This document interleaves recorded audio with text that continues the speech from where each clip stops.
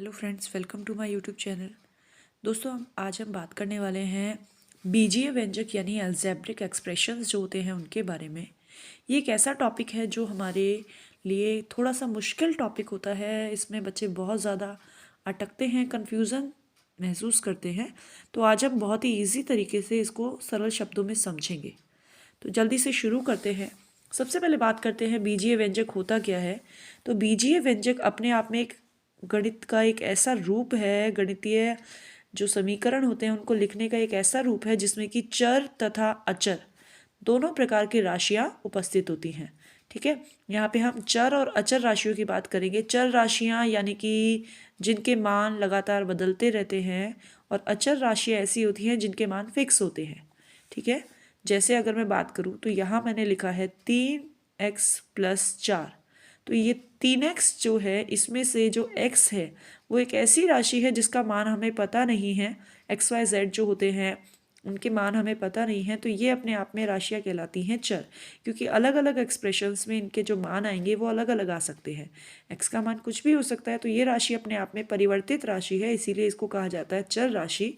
इसी तरीके से जो संख्यात्मक मान यानी गिनतियाँ हमारे पास होती हैं, ये अपने आप में फिक्स होते हैं। जैसे अगर मैं यहाँ बात करूँ कि ये 3x है तो 3 का मान 3 ही होगा, चाहे x का मान कुछ भी हो। तो 3 अपने आप में एक निश्चित मान है, इसीलिए इस मान को कहा जाता है अचर। अचर यानी जो बदलता नहीं है। तो जितने भी संख्यात्मक मान आपके पास होंगे, संख्यात्मक जो राशियाँ आपके पास होंगी, वो सब राशियाँ कहलाएंगी अचर राशियाँ। जबकि जो XYZ या ABC जो अल्फ़ाबेट्स हमारे पास होते हैं इंग्लिश के, वो सब कहलाते हैं चर राशियाँ।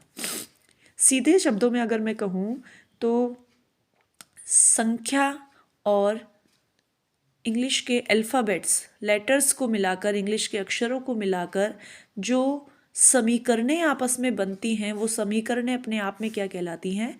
बीजीय व्यंजक यानी कि अलजेब्रिक एक्सप्रेशंस। जैसे ये अपने आप में एक पूरा अलजेब्रिक एक्सप्रेशन है, ये अपने आप में एक एक्सप्रेशन है। तो यहाँ पे दोनों ही तरीके के रूप देखने को मिल सकते हैं। इंग्लिश के अल्फ़ाबेट्स भी उपस्थित होंगे यानी चर राशियाँ होंगी। उसके अलावा संख्यात्मक मान भी होंगे, गिनतियाँ भी होंगी, जिन्हें अचर राशियाँ कहा जाता है। ठीक है, अब अगर हम किसी एक उदाहरण लोग को लेके चलें, जैसे अगर मैं बात करूँ 3x+4 की, तो 3x+4 अपने आप में क्या है? एक पूरा व्यंजक है या बीजीय व्यंजक है। ठीक है, व्यंजक जो होते हैं ये खुद भी जो छोटे मान से मिलकर बने हैं, उन मानों को कहा जाता है पद। जैसे अगर मैं इस बात करूं इस व्यंजक में, तो यहाँ पे हमारे पास दो पद उपस्थित हैं। दो क्या उपस्थित हैं? पद। ठीक है, दो पद कौन से होंगे? तो यहाँ पे अगर मैं बात करूं कि इसमें दो पार्ट्स हैं, प्लस और माइनस जहाँ पे प्रेजेंट होगा व्यंजक में, वहाँ से उसके पद विभक्त हो जाते हैं। जैसे ये प्लस है तो ये प्लस इस व्यंजक को दो भागों में बांट रहा है, एक हिस्सा जो प्लस से पहले है और एक हिस्सा जो प्लस के बाद है। तो यहाँ मैं कह सकती हूँ कि इस बीजीय व्यंजक में कुल कितने पद हैं? दो, एक और दो। तो पहला पद हुआ 3x और दूसरा पद हुआ प्लस का 4। तो इस तरीके से यहाँ पे दो पद उपस्थित हैं, प्लस का 3x और +4। ठीक है, ये तो बात हुई पद की। अब अगर आगे देखा जाए तो खुद एक पद भी जिन मानों से मिलकर बना होता है, वो उसके कहलाते हैं गुणनखंड यानी फैक्टर्स। ये इसके फैक्टर्स कहलाएंगे। गुणनखंड का मतलब कि अगर मैं इस 3x को देखूं तो इस 3x में 3 और x दो चीज़ उपस्थित है, और दोनों के बीच में क्या है? कोई भी चिन्ह उपस्थित नहीं है। इसका मतलब कि इन दोनों के बीच में क्या उपस्थित है? गुणा। जब भी किसी संख्या और इंग्लिश के अल्फ़ाबेट के बीच में कोई साइन नहीं होता, कोई चिन्ह नहीं होता, तो वहाँ पे क्या माना जाता है? मल्टीप्लाई यानी गुणा का चिन्ह। ठीक है, तो यहाँ पे दो पार्ट में इसको अलग कर सकती हूँ कि इसमें दो हिस्से हैं, एक +3 है और दूसरा हिस्सा x है। तो +3 और x जो है वो इस पद के क्या बन जाएंगे? गुणनखंड कहलाएंगे। यानी सीधी सिंपल भाषा में अगर मैं कहूँ तो किसी पद को हम जितने हिस्सों में तोड़ सकते हैं, जितने भागों में डिवाइड कर सकते हैं, जितने उसके खंड बना सकते हैं, वो खंड आपस में क्या कहलाते हैं? गुणनखंड कहलाते हैं। इसी तरीके से यहाँ तो +4 अकेला है तो ये अपने आप में खुद ही इसका गुणनखंड भी हो जाएगा। ठीक, उसके बाद एक नया वर्ड आता है, वो है गुणांक। ठीक है, गुणांक जिसको हम गणितीय रूप में व्यक्त करते हैं। गुणांक क्या होता है? देखिए, जो भी पद हमारे पास होते हैं, जैसे हमारा पद जो था वो क्या था? 3x। इस 3x में जो आगे वाला संख्यात्मक मान होता है, जो गिनती वाला शब्द होता है, वो गिनती वाला शब्द इसका क्या कहलाता है? गुणांक कहलाता है। जैसे कि अगर मैं कहूँ कि पद 3x का गुणांक बताइए या x का गुणांक बताइए, तो x का गुणांक कौन है? +3। यहाँ प्लस और माइनस लगा के लिखा जाता है, तो इस तरीके से इस पद का गुणांक कौन हो जाएगा? +3। हर एक पद के लिए अलग अलग गुणांक होते हैं, जैसे कि इस पद में गुणांक ये 4 खुद ही है, क्योंकि ये खुद ही संख्या है। ठीक है, तो इस तरीके से हर पद का अपना अपना क्या होता है? एक गुणांक होता है, जो कि वास्तव में उसका संख्यात्मक मान होता है, एक संख्या होती है। चलिए इन सब चीज़ों को एक बार फिर से एक और एग्जाम्पल से समझते हैं।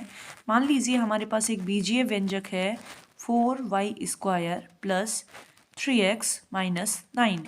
ये अपने आप में एक पूरा बीजीय व्यंजक है, क्योंकि जब तक प्लस माइनस की संख्याएं चलती हैं तब तक वो पूरा एक साथ काउंट होता है। तो ये पूरा एक बीजीय व्यंजक है। अब हम बात कर लेते हैं कि इसमें कितने पद उपस्थित हैं। तो सबसे पहले देखिए, जो व्यंजक होता है उसमें जहाँ पे प्लस और माइनस आएंगे वहाँ से उसके भाग यानी पद टूटते हैं। तो पहला भाग या पहला पद है इसका 4y², दूसरा पद है 3x और तीसरा पद है 9। तो इस पूरे व्यंजक में कितने पद हैं? 3 पद हैं। ठीक है, मैं इसको ट्री की फॉर्म में जैसे तोड़ते हैं उस तरीके से तोड़ लेती हूँ। पहला पद है 4y², दूसरा पद है 3x और तीसरा पद है -9। ये तीनों इसके क्या हो जाएंगे? पद हो जाएंगे। अब हर एक पद को क्या करना होता है? हर एक पद जो है वो अपने आप में किससे मिलकर बना होता है? गुणनखंडों से, यानी उसके जो पार्ट्स होते हैं, जो गुणा करके वो पद बना है, वो उसके कहलाते हैं गुणनखंड। जैसे अगर मैं बात करूं कि 4y² जो है इसके गुणनखंड कौन है, तो 4y² कैसे बना है? प्लस के 4 को गुणा किया गया किससे? y² से। तो +4 और y² इसके क्या कहलाएंगे? इसके कहलाएंगे गुणनखंड। उसी तरीके से 3x जो है इसके भी 2 गुणनखंड है, एक है +3 और दूसरा होगा x। यानी सिंपल आपको इसको सिर्फ तोड़ना है। इसमें जितने भी पार्ट्स हैं जो ABCD वाली फॉर्म में है उनको संख्या से अलग करके लिखना है। इसी तरीके से जो -9 है इसका गुणनखंड ये खुद होगा। आप इसको चाहो तो -9 और 1 करके लिख सकते हो, क्योंकि 9 को अगर मैं 1 से गुणा करूँगी तो वापस क्या आ जाएगा? 9 ही आएगा। ठीक है, तो ये इसके क्या हो जाएंगे? गुणनखंड हो जाएंगे। आगे जो गुणनखंड है उसमें से हम क्या निकाल सकते हैं? गुणांक निकाल सकते हैं।